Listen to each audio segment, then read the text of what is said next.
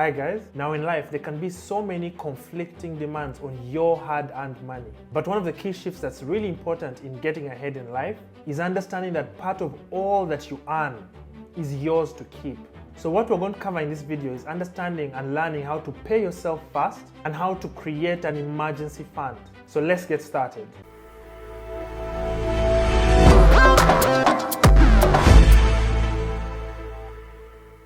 So paying yourself fast is a concept that simply encourages you to prioritize saving or investing your money before addressing your other financial obligations. Now the idea is to treat your savings or investments as a non-negotiable expense, just like paying your bills or buying your groceries. Now by allocating a portion of your income to your savings or investments before spending on discretionary expenditure, you ensure that you're building a financial cushion, a firm foundation, or investing in your future.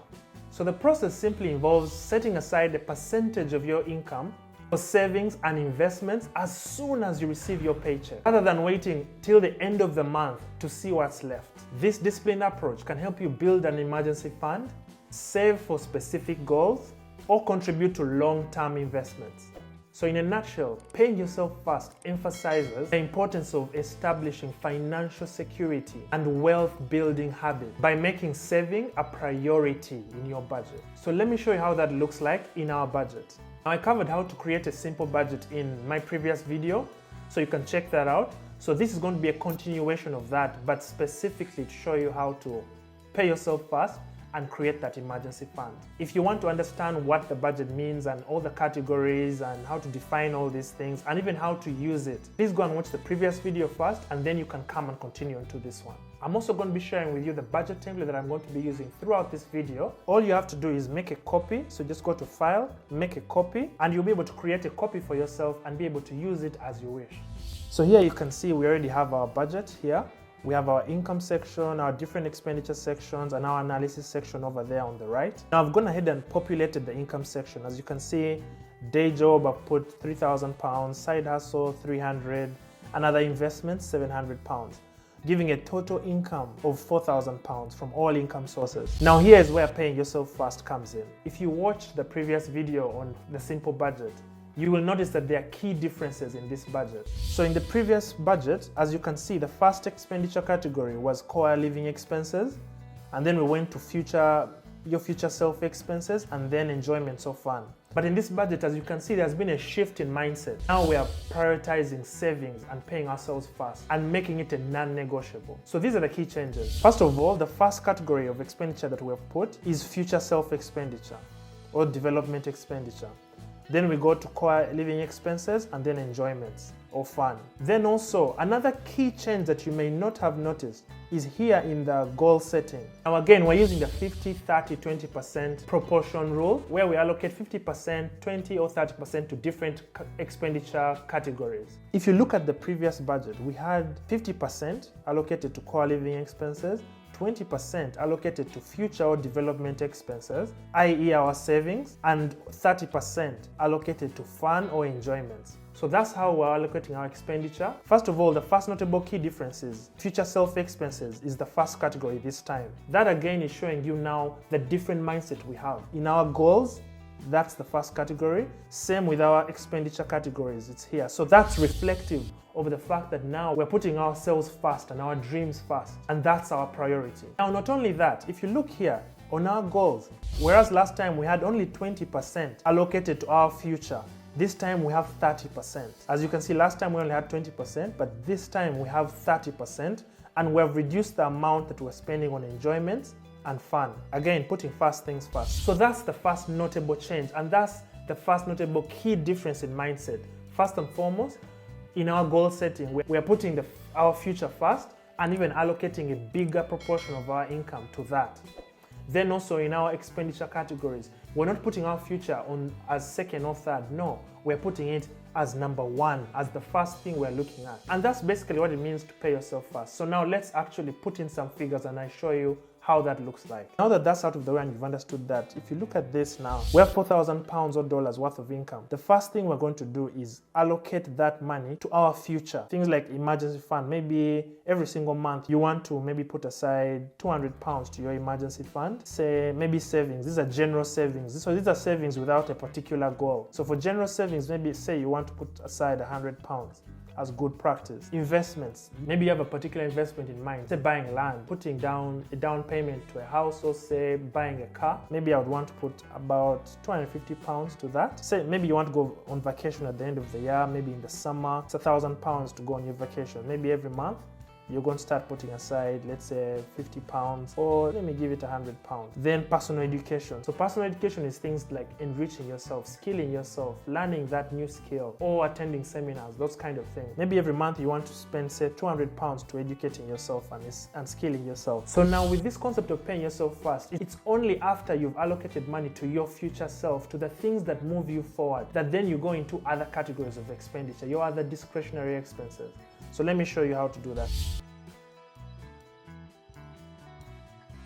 So now we have allocated our expenditure to all our different categories. And as you can see, we started with paying ourselves first, and then we went into the other categories.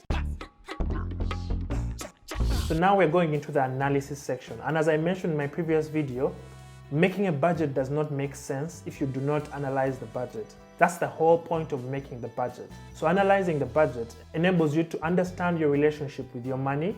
It helps you understand how you allocate your money and how you're spending it. And that gives you some nice insights to be able to understand what you can do differently and how better you can manage and allocate your money to be able to move forward. I'm not going to go through the analysis sections I went through in the previous video. So if you're interested in knowing how to analyze the budget, I will link the previous video up here. You can go and watch that. So now we're going into emergency fund. An emergency fund is a savings account that you set aside to cover financial emergencies or any unexpected expenditure.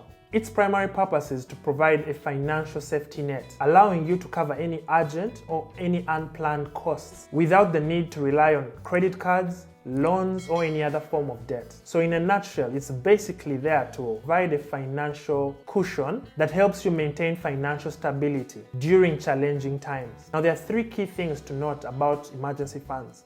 Number one is liquidity. Emergency funds should be easily accessible. Typically, you want to keep this in a savings account or any other similarly liquid and low-risk form. And this will ensure quick access to funds when you need them. Number two is sufficient amount. Now, the size of an emergency fund varies depending on individual circumstances, but it's generally recommended to have enough to cover 3 to 6 months of living expenses. And this can help to cover essential costs like rent, mortgage, utilities, groceries, insurance, in case of any unexpected job loss or other financial setbacks. Number three is dedicated purpose. An emergency fund is specifically designed for unexpected circumstances, such as medical expenses, car repairs, or sudden job loss. It's not meant for planned expenses or routine expenditure. Now, building an emergency fund is a fundamental part of proper financial planning. It provides peace of mind and can prevent you from falling into any unexpected financial hardships, especially when unexpected events occur.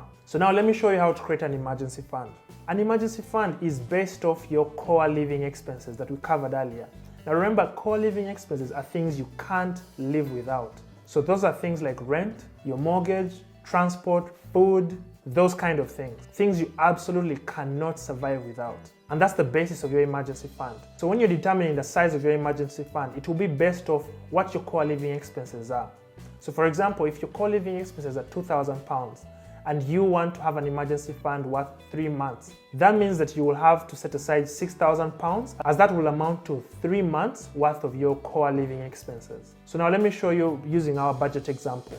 So in this budget example, as you can see, if we move to the analysis section, our core living expenses are £1,850 for the month. So what that means is we need £1,850 every single month to be able to survive.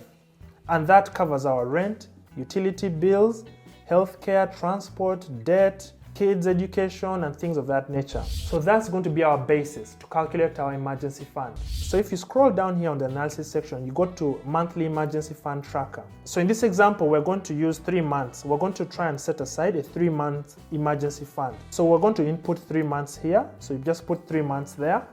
Then we go to goal amount. Remember that this is based off our core living expenses. So if we scroll up, you will see your core living expenses are 1,850. So what you simply just come down here. So your goal amount, which is the amount that you want set aside for emergency, is going to be this, which is the 1,850 times the number of months that you want. For this example, our goal is to have 5,550 pounds in our emergency fund, and that will cover 3 months worth of living expenses. So hopefully that shows you how to calculate the goal amount. So first of all, determine the number of months, and then get your core living expenses and multiply that by the number of months of emergency fund you want to have. So on the right here, we have the analysis section. So it has its own analysis section. So this actual section is the actual amount that you have currently in your emergency fund. So my assumption here is that you have a separate bank account for your emergency fund, which of course is best practice.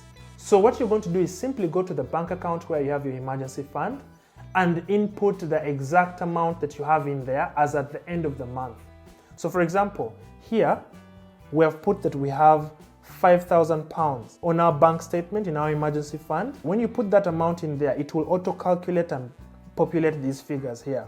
So it will show you the progress in percentage to meeting your goal, and then it will also show you progress in months. So this section will show you the number of months of emergency fund that you have. So basically the number of months that you can live without needing a paycheck. So in this scenario, we have 2.7 months worth of emergency fund at the moment. And why is that? Because we have 5,000 pounds in our emergency fund, and we need 5,550 to be able to hit our goal. So if we change this and put 2,000 pounds currently in our emergency fund, you see that will change. So first of all, it will say we're only 36% of the way to hitting our goal of 3 months emergency fund. And what that means is we only have currently 1 month of emergency funds saved up. So what that means is with 2,000 pounds, if you got fired today, you can only cover 1 month of your core living expenses. After a month, you will definitely need to find another job. Whereas if you put back 5,000 here, so with 5,000 pounds, that means that you roughly have 3 months of core living expenses covered. So you have rent for 3 months, you have utility bills for 3 months, you have mortgage payment for 3 months. All that is set aside, and you can survive for 3 months if any unexpected thing happened. So now here are your pro tips. Pro tip 1 is to have both your emergency fund and your other savings funds that we got from paying ourselves first earlier in separate accounts. That helps you to clearly separate them from the accounts that you use for your daily living expenses, and you don't get money mixed up. Pro tip number 2 is to have these savings in accounts that earn interest. So with emergency funds and other savings accounts, these are dedicated accounts. You've opened them for a specific purpose. Now, of course, it's not advisable to have money just sat there doing nothing, because as you know, you lose value. So if you can have this money in savings accounts that generate a decent amount of interest without having to fix your money for a long time, then you'll be able to have your money generate for you some more money while still being there and accessible for you to be able to use it whenever you want. So in this situation, your money can be generating for you some extra money and not just sat there losing value through inflation. And pro tip number 3, which we covered a bit earlier, is to have your emergency fund and other savings funds in accounts that are liquid or easily accessible. I know some people may want to go hard and be aggressive, or might even be disciplined enough to have their money in fixed accounts, i.e. accounts where you can't access this money as and when you wish.